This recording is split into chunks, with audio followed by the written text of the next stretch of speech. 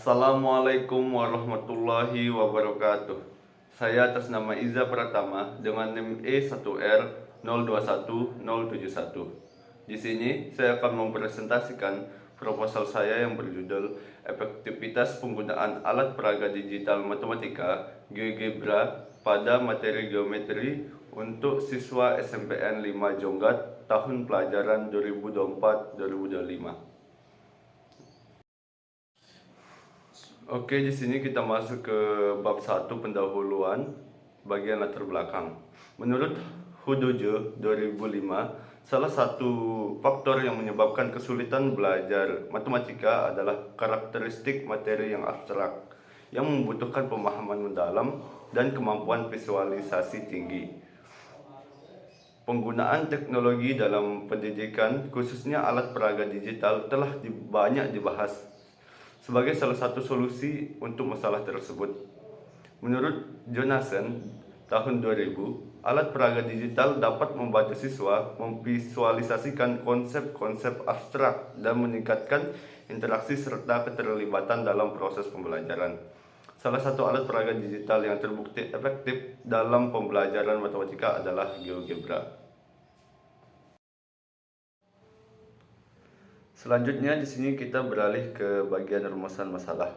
Rumusan masalah yang pertama yaitu bagaimana pengaruh penggunaan GeoGebra terhadap pemahaman konsep geometri siswa SMP Negeri 5 Jonggat. Yang kedua, apakah terdapat perbedaan yang signifikan dalam hasil belajar geometri antara siswa yang menggunakan GeoGebra dan yang tidak menggunakan GeoGebra atau yang menggunakan metode konvensional. Yang ketiga yaitu bagaimana persepsi siswa terhadap penggunaan GeoGebra dalam pembelajaran geometri. Yang keempat, bagaimana penggunaan GeoGebra mempengaruhi motivasi dan keterlibatan siswa dalam pembelajaran geometri. Masuk ke bagian tujuan penelitian. Di sini ada 4. Yang pertama yaitu menilai pengaruh penggunaan GeoGebra terhadap pemahaman geometri. Yang kedua, membandingkan hasil belajar geometri.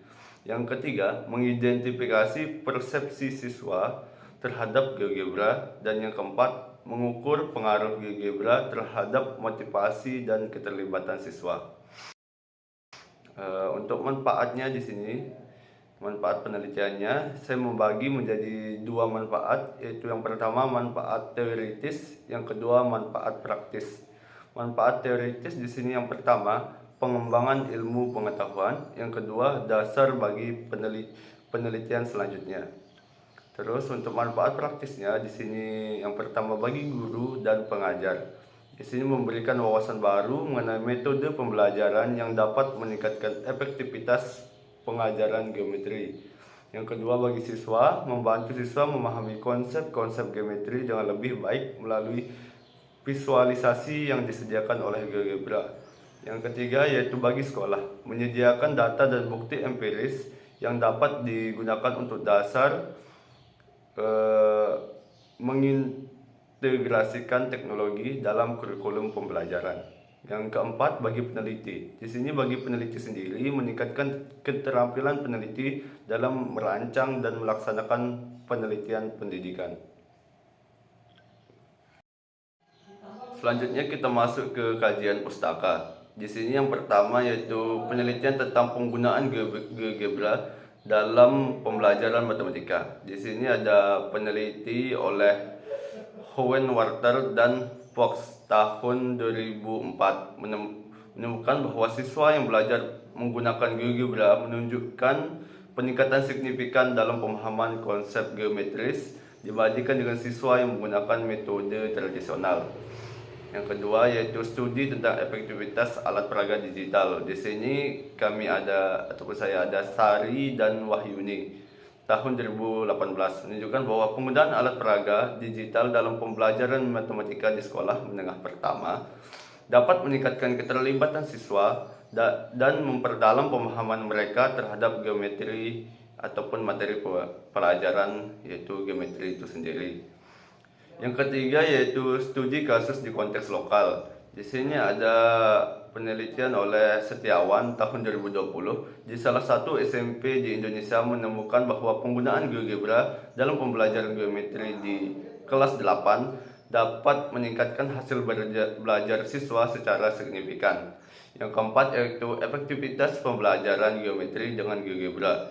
Di sini penelitian oleh Putri dan Kurniawati tahun 2021 menunjukkan bahwa penggunaan GeoGebra dalam pembelajaran geometri di tingkat SMP dapat membantu siswa dalam memahami konsep-konsep geometris yang abstrak dengan lebih mudah.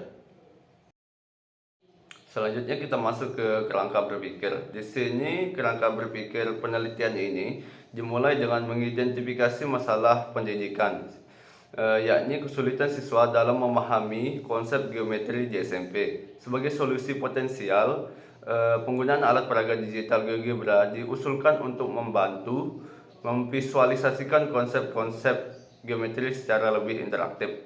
Berdasarkan teori konstruktivisme yang menekankan pembelajaran melalui interaksi aktif, GeoGebra menyediakan lingkungan belajar yang sesuai dengan prinsip-prinsip tersebut. Studi empiris sebelumnya dan konteks lokal di Indonesia menunjukkan hasil yang positif dalam penggunaan GeoGebra ini sendiri untuk pembelajaran geometri. Berdasarkan temuan-temuan ini, hipotesis utama penelitian adalah bahwa penggunaan GeoGebra efektif dalam meningkatkan pemahaman konsep geometri siswa.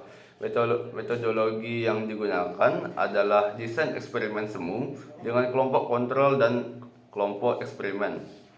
Analisis data akan dilakukan menggunakan uji T untuk membandingkan hasil belajar antara kelompok yang menggunakan GeoGebra dan kelompok yang menggunakan metode konvensional. Diharapkan hasil analisis menunjukkan bahwa penggunaan GeoGebra secara signifikan meningkatkan pemahaman konsep geometri dan hasil belajar siswa, yang pada akhirnya akan memberikan kontribusi yang penting bagi peningkatan kualitas pembelajaran matematika di SMP Negeri 5 Jonggat. Selanjutnya di sini kita masuk ke pendekatan penelitian. Yang pertama yaitu jenis penelitian. Di sini saya menggunakan metode kuantitatif dengan pendekatan eksperimen semu ataupun kuasi eksperimental.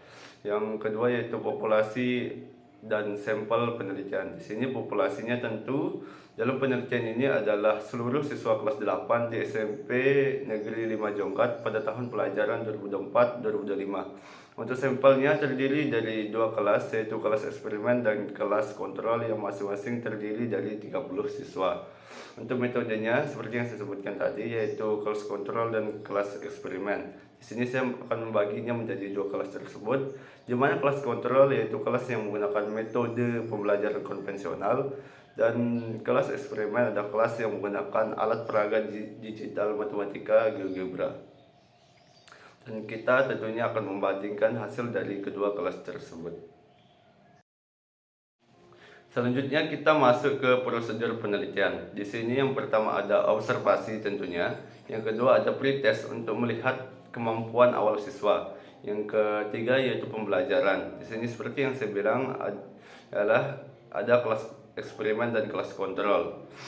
Yang selanjutnya yaitu post test. Di sini kita akan melihat perbandingan ataupun hasil belajar dari kelas eksperimen dan kelas kontrol tersebut, yang diselingi tentunya dengan kuesioner sebagai melihat persepsi siswa tentang GeoGebra ini sendiri. Selanjutnya untuk bagian akhir di sini kita masuk ke pengumpulan dan analisis data. Untuk pengumpulannya di sini saya menggunakan tes, tentunya di sini ada pre-test dan post-test. Yang keduanya ada kuesioner motivasi belajar. Di sini kuesioner ini terdiri dari pernyataan-pernyataan yang harus direspon oleh siswa berdasarkan skala Likert 1 sampai 5, di mana 1 menunjukkan sangat tidak setuju dan 5 menunjukkan sangat setuju. Yang ketiga yaitu lembar observasi, di sini sebagai indikator keterlibatan dan interaksi siswa selama proses pembelajaran. Yang analisis datanya di sini yang pertama yaitu analisis deskriptif. Di sini analisis ini digunakan untuk menggambarkan distribusi data pretest dan post-test, serta skor motivasi belajar siswa. Yang kedua yaitu yang paling utama di sini yaitu uji T digunakan untuk membandingkan rata-rata hasil belajar geometri antara kelompok ataupun kelas eksperimen, yaitu siswa yang menggunakan GeoGebra, dan kelompok kontrol, yaitu siswa yang menggunakan metode pembelajaran konvensional. Untuk ketiga yaitu uji normalitas. Uji normalitas ini digunakan untuk memastikan bahwa data yang dianalisis mengikuti distribusi normal. Uji ini penting untuk memenuhi asumsi dalam uji T sebelumnya. Yang keempat yaitu interpretasi hasil. Di sini interpretasi hasil data ataupun hasil analisis data diinterpretasikan untuk menjawab rumusan masalah dan menguji hipotesis penelitian. Mungkin sekian yang bisa saya sampaikan. Mohon maaf apabila ada salah perkataan. Sekian dari saya. Assalamualaikum warahmatullahi wabarakatuh.